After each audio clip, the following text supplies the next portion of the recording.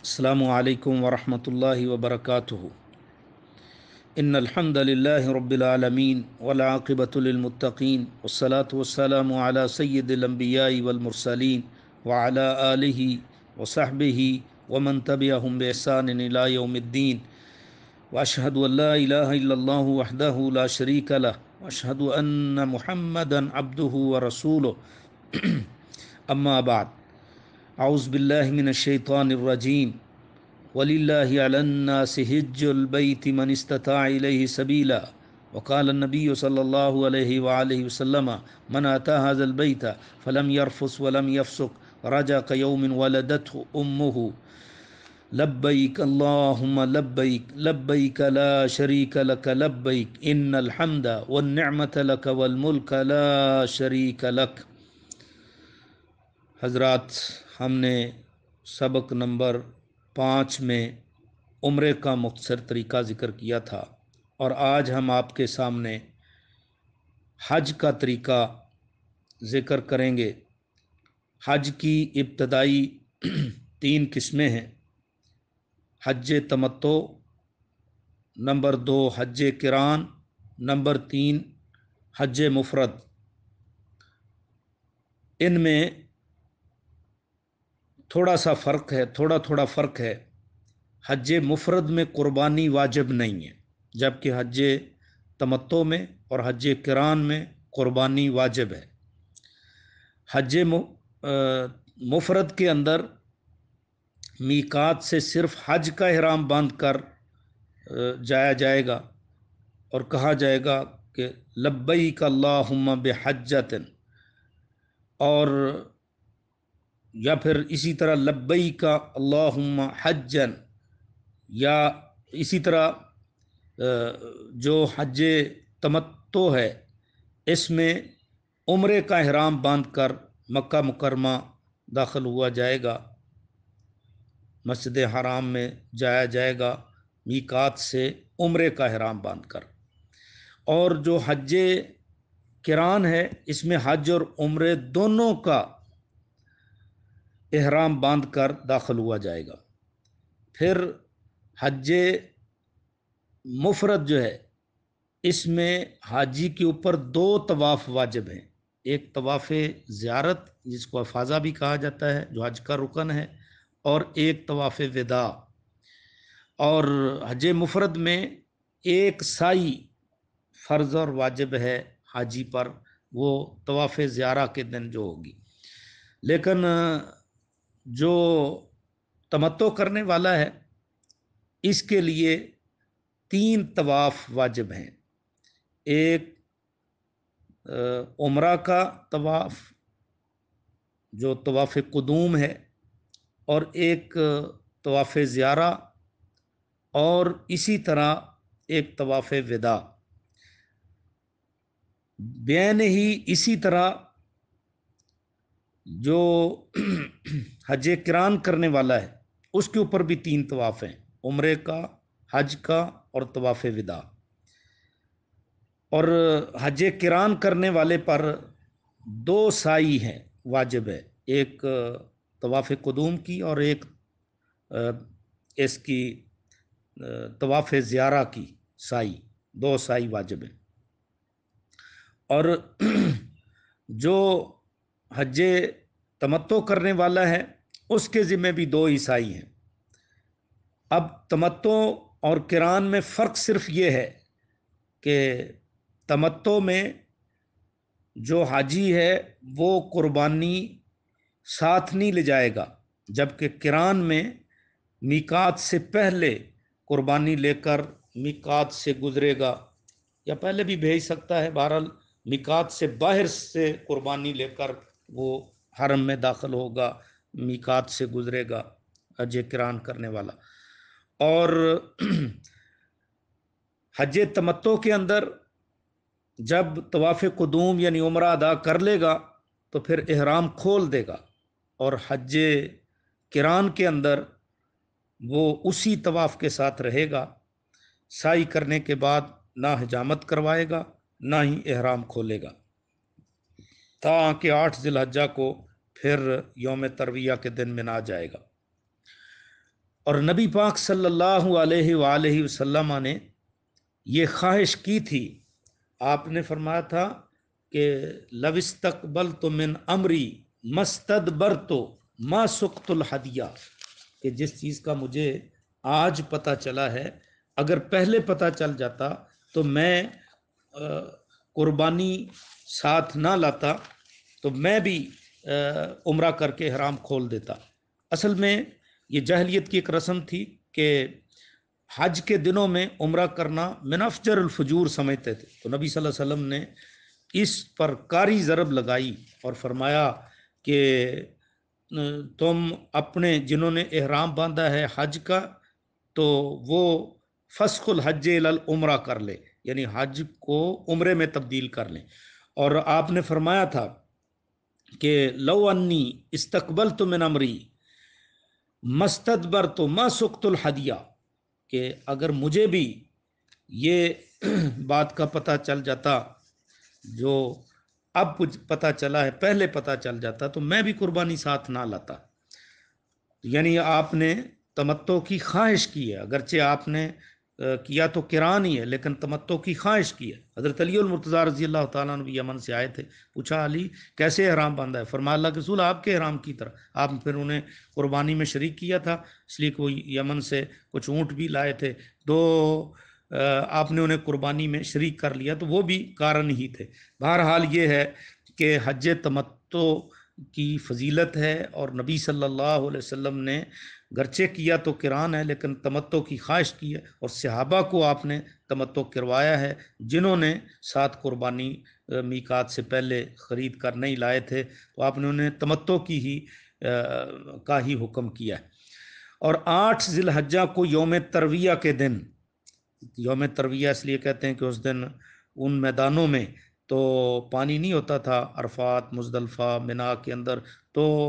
یہیں سے حاجی لوگ اپنے برتن بھی ساتھ بھر لیتے ضرورت کے لیے، اور اسی طرح اپنے اونٹوں کو بھی سیراب کر لیتے، اس لیے اس کو یوم ترویہ کہتے ہیں۔ تو یوم ترویہ کو مکہ مکرمہ سے اپنی رہائش گاہ سے ہی احرام باندھ کر منا کی طرف جانا ہے۔ کچھ لوگ بیت اللہ میں جا کر سعادت سمجھتے ہیں کہ وہیں سے احرام باندھیں، کوئی ضروری نہیں ہے، وہیں اپنی بلڈنگ سے ہی احرام باندھ کر جانا ہے۔ اور احرام باندھنے سے قبل لبیک حجن کہہ کر جو ہے نا سفر شروع کرنا ہے۔ احرام باندھنے سے قبل غسل بھی کرنا ہے اور خوشبو بھی لگانا ہے، لیکن احرام باندھنے کے بعد خوشبو استعمال کرنا یا خوشبو لگانا یہ درست نہیں ہے۔ البتہ اگر کوئی بیمار آدمی ہے تو احرام باندھتے وقت جہاں وہ لبیک حجن کہے گا، اسی وہ ساتھ یہ الفاظ بھی کہے گا اللہم محلی حیث حبستانی، یا اللہ مجھے تو جہاں روک لے گا میں وہیں احرام کھول دوں گا۔ اور احرام باندھنے کے بعد بلند آواز سے تلبیہ کہنا، وہی الفاظ جو میں نے ابتداً ذکر کیے، لبیک اللہم لبیک لبیک لا شریک لک لبیک ان الحمد والنعمت لک والملک لا شریک لک۔ اور یہ بھی الفاظ کہہ لے کہ اللہم ہذہ حجۃ لا ریا فیہا ولا سماتا، یا اللہ میرے اس حج کو دکھاوا نہ بنا دینا اور شہرت کا سبب نہ بنا دینا، اللہ اس کو اخلاص کے ساتھ قبول فرما لینا۔ 8 ذی الحجہ کو احرام باندھنے کے بعد وہ تلبیہ کہتے ہوئے منا پہنچے گا، تو وہاں یعنی ظہر سے قبل تلبیہ کہتے ہوئے منا پہنچے گا، وہاں ظہر عصر مغرب عشاء یعنی 8 تاریخ کی 4 نمازیں یہ وہاں پڑھے گا، اور 9 تاریخ کی فجر کی نماز یہ منا کے اندر پڑھ کر پھر یعنی منا کے اندر باجماعت پڑھ کر پھر منا سے عرفات کی طرف آجی جائے گا۔ دیکھیے یہ نمازیں جو ہیں ان میدانوں کے اندر قصر کرنی ہے، اپنے اپنے وقت پر یہ پڑھی جائیں گی منا کی نمازیں اور قصر کرنی ہے۔ اور یہ قصر جو ہے یہ قصر سفر نہیں ہے بلکہ یہ قصر حج ہے، یہ شعائر حج میں سے ہے، تو وہاں قصر کرے گا۔ حالانکہ بیت اللہ سے منا صرف کوئی 3 میل کے فاصلے 3.5 میل کے فاصلے پر، تو وہاں سے منا کو روانہ ہوگا اور درمیان میں یہ منا سے فجر کی نماز پڑھ کر عرفات کے میدان کی طرف روانہ ہوگا، اور درمیان میں مزدلفہ آئے گا تو اس پر ٹھہرے گا نہیں، سیدھا چلے جائے گا۔ تو 9 ذی الحجہ یوم عرفہ کو طلوع آفتاب کے بعد تکبیر رات کہتے ہوئے، لا الہ الا اللہ پڑھتے ہوئے، تلبیہ کہتے ہوئے عرفات کے میدان میں پہنچے گا۔ عرفات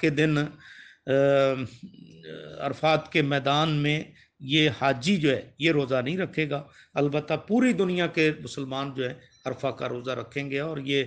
بہت بڑی فضیلت کا باعث ہے، 2 سال کے گناہوں کا کفارہ ہوتا ہے، لیکن حاجی عرفات کے میدان میں روزہ نہیں رکھیں گے۔ عرفات کے میدان میں داخل ہونے سے پہلے ایک وادی آتی ہے جس کو وادی نمرہ کہتے ہیں، جہاں مسجد نمرہ بھی بنی ہوئی ہے، اور اس کا کچھ حصہ جو ہے وادی نمرہ میں، تو وہاں قیام کرنا اور ظہر کے وقت عرفات میں امام کا حج کا خطبہ سننا اگر ممکن ہو سکے تو، کیونکہ وہ وادی نمرہ میں مسجد نمرہ کے اندر ہوتا ہے، تو وہ خطبہ سننے کے بعد ظہر اور عصر دونوں نمازیں ایک اذان اور 2 اقامت کے ساتھ ادا کرے گا، اور باجماعت پڑھے گا اور قصر کرے گا۔ یہ بھی جو قصر ہے یہ بھی حج کی ہی قصر ہے۔ تو یہاں ظہر اور عصر اکٹھی پڑھنی ہے، ایک اذان کے ساتھ، اذان ایک ہوگی، 2 اقامت علیحدہ الگ۔ اور پھر ہجوم کے باعث اگر وادی نمرہ میں جگہ نہ ملے تو حاجی سیدھا عرفات کے میدان میں کسی جگہ بھی جا کر اپنی رہائش رکھ لے تو کوئی حرج والی بات نہیں، لیکن ظہر اور عصر کی نماز یہ اکٹھی پڑھیں گے اور قصر کریں گے۔ تو ظہر اور عصر کی نماز ادا کرنے کے بعد عرفات میں داخل ہو کر جبل رحمت کے دامن میں یا جہاں کہیں میسر ہو، نبی صلی اللہ علیہ وسلم نے فرمایا تھا وقفت ہا ہونا، میں تو یہاں وقوف کیا ہے، والعرفۃ کلھا موقف، اور عرفات کا میدان سارے کا سارا موقف ہے، جہاں بھی جگہ میسر ہو وہاں ٹھہرے، قبلہ رخ ہو کر جو نا بیٹھ جائے، کھڑا ہو جائے، ہاتھ بلند کر کے جو بھی دعائیں آتی ہیں، قرآنی دعائیں یا سنت نبوی میں جو ثابت دعائیں ہیں، یا دنیا آخرت کی بھلائی کی جو اگر نہیں بھی یاد تو اپنی زبان میں بھی مانگتا رہے گا تو انشاءاللہ یہ ٹھیک ہوگا۔ اور اس کے درمیان تلبیہ بھی کہے، تکبیرات بھی پڑھے، اور اسی طرح لا الہ الا اللہ بھی کہے۔ غروب آفتاب کے بعد نماز مغرب ادا کیے بغیر سکون کے ساتھ تلبیہ کہے، وہاں ایک سارن ہوتا ہے، وصل بجتا ہے اور پتہ چل جاتا ہے کہ اب سورج غروب ہو چکا ہے، تو سنتے ہی وہاں سے جو نا مزدلفہ کی طرف روانہ ہو جائے۔ مزدلفہ پہنچ کر بہتر یہ ہے کہ یہ طریق المشاۃ پر جائے، یہ آسان راستہ ہے، ویسے معلمین گاڑیوں پر لے جاتے ہیں تو ٹھیک ہے سہولت کے پیش نظر، لیکن اس میں ذرا پرابلم ہوتی ہے، رش اور ہجوم بہت زیادہ ہوتا ہے آج کے دور میں، تو اگر طریق المشاۃ پر پیدل چلے گا تو وہ ذرا آسان ہے، اور وہاں مزدلفہ پہنچ کر مغرب اور عشاء کی نماز ایک اذان اور 2 اقامت کے ساتھ پڑھے گا، اور وہاں قصر کرے گا، یعنی عشاء کی نماز 2 رکعت پڑھے گا، اور پھر وہاں رات گزارنا ہے،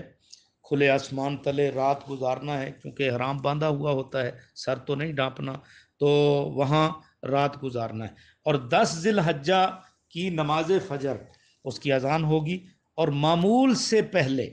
یعنی اذان کے فوری بعد جو ہے فجر کی 2 سنتیں پڑھے گا، اور فجر کی نماز ادا کریں گے جماعت کے ساتھ، جہاں بھی جماعت ہو رہی ہے اس کے ساتھ مل کر فجر کی نماز پڑھے گا، اور پھر فجر کی نماز باجماعت ادا کرنے کے بعد مشعر حرام پہاڑی کے دامن میں جہاں کہیں جگہ ملے قبلہ رخ کھڑے ہو کر ہاتھ بلند کر کے دعائیں بھی کرے، اور اسی طرح روشنی پھیلنے کا انتظار کرے، جب روشنی پھیل جائے تو تکبیرات پہ کہتے ہوئے اور لا الہ الا اللہ پڑھتے ہوئے، اور اسی طرح تلبیہ کہتے ہوئے اور توبہ استغفار کرتے ہوئے، دعائیں مانگتے ہوئے وہ جو ہے نا میدان منا کی طرف پھر چل دے گا، اور طلوع آفتاب سے قبل سکون کے ساتھ وقار کے ساتھ تلبیہ کہتے ہوئے منا کی طرف روانہ ہوگا۔ راستے میں ایک وادی آتی ہے تو کون سی، جس کو وادی محصر کہتے ہیں، وہاں تیزی سے گزرنا ہے کیونکہ وہاں ہاتھیوں والوں پر عذاب ہوا تھا، اور یہ وادی جو ہے یہ مبدا منا اور نہایا مزدلفہ کے درمیان ہے، مزدلفہ اور منا کے درمیان وادی، یہاں ٹھہرنا نہیں ہے، تیزی سے ہی گزرنا ہے۔ بہرحال منا پہنچ کر तुलुए आफ्ताब के बाद जमरा अकबा की रमी करना। तुलुए आफ्ताब उतनी देर तक हो ही जाता है सफ़र करते हुए, रश होता है। और ये जब यूं ही पहुंचेगा मैदान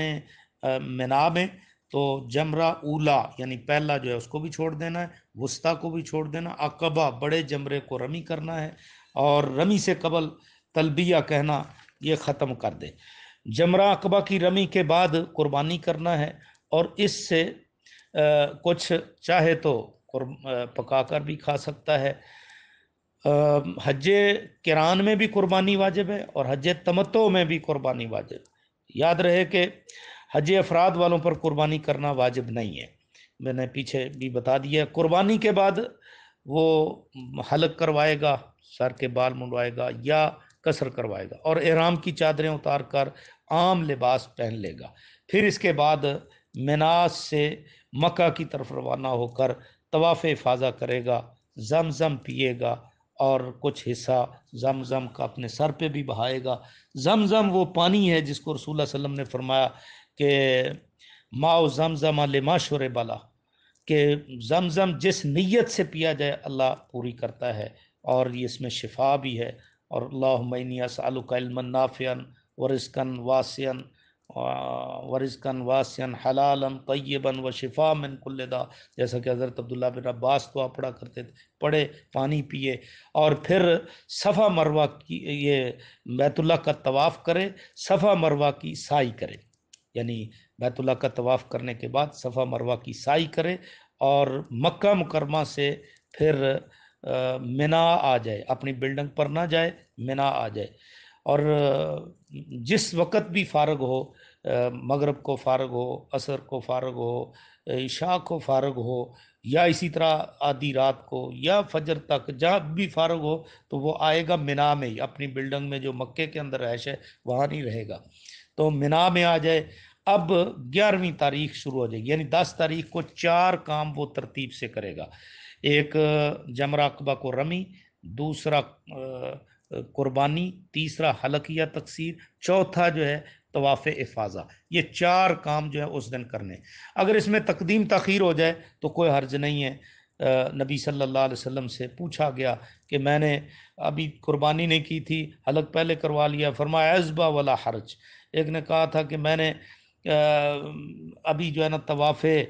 अभी मैंने कुर्बानी नहीं की थी तो मैंने तवाफ़ ज़ियारत कर लिया, तो आपने फरमाया कि इज़बा वला हर्ज। इस तरह की जो भी तकदीम व तख़ीर हो जाए तो इस मजबूरी है, और इसमें शरीयत ने इजाज़त दी है। अयाम तशरीक यानी 11, 12 और 13 तारीख को कहा जाता है कुल्लुहा याम अक्लन व ज़िब्हन। ये हदीस भी आती है कि याम तशरीक जो है कुल्लुहा अक्लन व ज़िब्हन, सारे खाने पीने और कुर्बानी के दिन। इससे पता चलता है कि कुर्बानी 4 दिन होती है, यानी एक 10 तारीख को यौम रऊस उसको कहा जाता है आम हालात में, हज की बात नहीं मैं कर रहा, आम हालात में 10 दिन को 10 तारीख को कुर्बानी होती, और फिर अयाम तशरीक में भी कुर्बानी जायज़ है 11, 12 और 13 तारीख, तो इसलिए 4 दिन कुर्बानी की जा सकती है। और ये अयाम तशरीक जो अयाम हज में हैं 11, 12 और 13 ज़िलहज्जा, उनकी रातें मिना में ही गुजारना है। और पहले दिन तो कंकरियां आपने मारी हैं 10 तारीख को जवाल से कबल, अगर बाद में पहुंचा है तो बाद में भी ठीक है, लेकिन जवाल से पहले इजाज़त है। लेकिन जो 11, 12 और 13 की कंकरियां हैं ये जवाल आफ्ताब के बाद मारी जाएंगी। पहले दिन 10 तारीख को तो सिर्फ जमरा अकबा को रमी की थी, अब 11 तारीख को जमरा ऊला, छोटा जमरा जो है, इसी तरह जमरा वुस्ता जो दरमियानी है, और जमरा अकबा जो आखिरी बड़ा जमरा बैतुल्लाह की तरफ, तो मिना से बैतुल्लाह की तरफ, तो ये जो है ना इन तीनों जमरात को साथ साथ कंकरियां मारी जाएंगी। जमरा वुस्ता, जमरा ऊला और वुस्ता जो है, इनमें कंकरियां मारने के बाद ये किबला रुख खड़े होकर दुआ मांगी जाएगी, यानी इस तरह खड़ा होगा कि यानी जमरा جو ہے وہ دائیں جانب کہ جو ہے نا کنکریاں ماری اس طرح جائیں گی کہ جمرات کی طرف منہ کرے گا، اور ہر کنکری پر بسم اللہ واللہ اکبر کہہ کر یا بسم اللہ اللہ اکبر کہہ کر یہ کنکریاں مارے گا، ہر کنکری پر اللہ اکبر اس طرح ہر کنکری پر، تو 7 کنکریاں مارنی ہیں، اور پھر تھوڑا سا وادی میں اتر کر بیت اللہ کی طرف کھڑے ہو کر رخ کر کے پھر دعا کرے گا، لمبی دعا کرنی ہے، یہ جمرہ اولا میں بھی اور جمرہ وسطیٰ میں بھی، پہلے دن بھی یعنی 11 تاریخ کو بھی، 12 تاریخ کو بھی اور 13 تاریخ کو بھی، لیکن جمرہ عقبہ کی رمی کے بعد دعا نہیں مانگی جائے گی، ادھر ویسے ہی کنکریاں مار کے واپس بلڈنگ پر پلٹائے گا منا کی طرف۔ اور قیام منا کے دوران اگر ممکن ہو تو جا کر طواف کر سکتا ہے، روزانہ بھی طواف کر سکتا ہے، لیکن ٹھہرنا جو ہے وہ منا میں ہی ہے۔ مسجد خیف میں باجماعت نماز ادا کریں اگر ممکن ہو سکے تو، یہ منا کی مسجد ہے جو جمرات کے پاس بنی ہوئی ہے، بہت بڑی مسجد ہے، ہو سکے تو وہاں نمازیں ادا کرے، نہیں تو پھر جہاں کہیں خیمے لگے ہوئے ہیں وہیں نماز ادا کرے، اور باجماعت نماز ادا کریں، اور وہاں بھی قصر ہی پڑھنی ہے جماعت جتنی بھی نمازیں، تو وہاں فضول باتوں میں وقت نہیں گزارا جائے گا، بلکہ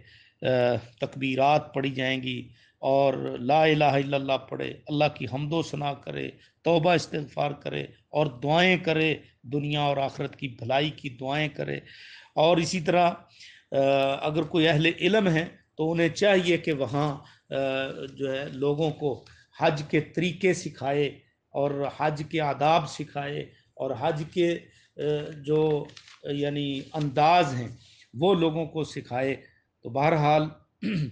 یہ 12 تاریخ یعنی منا کے جو ایام ہیں ان میں اس طرح گزارے گا، اور جو اگر چاہے تو 12 ذی الحجہ کو منا سے واپس آ سکتا ہے، کنکریاں مارنے کے بعد غروب آفتاب سے قبل نکلنا چاہے تو نکل سکتا ہے، اگر سورج منا میں ہی غروب ہو جائے تو پھر بہرحال منا میں ہی رہے گا۔ 13 تاریخ ذی الحجہ کی 13 تاریخ کو زوال کے بعد رمی جمرات کرنے کے بعد پھر منا میں واپس آئے گا، اور مکہ معظمہ پہنچ کر وہ اپنی بلڈنگ میں جائے گا، پھر جتنے دن اس کے باقی ہیں، یا پھر اگر وہ واپس بھی جانا چاہتا ہے تو طواف وداع کرے گا، اور طواف وداع کرنے کے بعد پھر وہ اپنے وطن واپس ہو سکتا ہے۔ اس میں ایک بات یہ ہے کہ اگر کسی بندے کے پاس قربانی نہیں ہے تو پھر وہ یہ کر سکتا ہے کہ 3 روزے منا کے ایام میں رکھ لے، جو وہاں دن اس کو ملیں گے 11 12 اور 13 تاریخ، اور 7 روزے جب اپنے گھر وطن واپس آئے تو وہاں رکھے، دل کا شرطن کاملہ، یہ 10 روزے یہ اس کے قے مقام ہو جائیں گے، قربانی کے قے مقام ہو جائیں گے۔ باقی رہی بات یہ کہ یہ جب آدمی نے جمرہ عقبہ کی رمی کر لی ہے تو اس میں 10 تاریخ کے 4 کاموں کی ترتیب مستحب ہے، لیکن حج کی صحت کے لیے یہ ترتیب شرط نہیں، اور نہ ہی ترتیب چھوڑنے سے کوئی دم واجب ہوتا ہے، جیسا کہ میں نے ذکر کیا۔ تو باہر صورت یہ ہے کہ حج یہ اس میں یہ بات یاد رکھنی چاہیے کہ انتہائی اخلاص کے ساتھ یہ کام کرے، کیونکہ عبادت جو ہے اس وقت تک قبول نہیں ہوتی جب تک اس میں 2 شرطیں نہ پائی جائیں، ایک اخلاص اور ایک اتباع رسول، یعنی عبادت صرف اور صرف حصول رضائے الہی کے لیے ہو، تو اس میں کسی قسم کا نہ دکھلاوا ہو، نہ نمود و نمائش ہو، نہ شہرت ہو، نہ ہی اس عبادت کا مقصود کسی اور کو خوش کرنا ہو، یہ عبادت نبی اکرم صلی اللہ علیہ وسلم کی سنت کے مطابق ہو۔ اگر ان 2 شرطوں میں سے ایک بھی شرط مفقود ہو گئی تو عبادت رائے گاں جائے گی۔ اللہ کا ارشاد ہے وَمَا أُمِرُوا إِلَّا لِيَعْبُدُوا اللَّهَ مُخْلِصِينَ لَهُ الدِّينَ، نبی اکرم صلی اللہ علیہ وسلم کا فرمان ہے سلو کما رأیتمونی اصلی خذوا عنی مناسککم، اس لحاظ سے جو آپ صلی اللہ علیہ وسلم کا طریقہ ہے وہی طریقہ سب سے بہترین طریقہ ہے۔ اس بنا پر جو آپ کے طریقے کے مطابق عبادت کی جائے گی، چاہے وہ روزہ ہو، نماز ہو، حج ہو، زکوٰۃ ہو، وہی اللہ کے ہاں قابل قبول ہے۔ تو اللہ تعالیٰ سے دعا ہے اللہ رب العزت ہمیں بھی ان سعادتوں سے مشرف فرمائے، اور اللہ رب العزت جملہ مسلمانوں کو اخلاص کی توفیق عطا فرمائے، اپنی رضا کے لیے عبادت کرنے کی توفیق عطا فرمائے۔ اقول قولی ھذا وما توفیقی الا باللہ علیہ توکلت و الیہ انیب۔ جزاکم اللہ۔ السلام علیکم ورحمۃ اللہ وبرکاتہ۔ اشہد ان لا الہ الا اللہ وحدہ لا شریک لہ واشہد ان محمدا عبدہ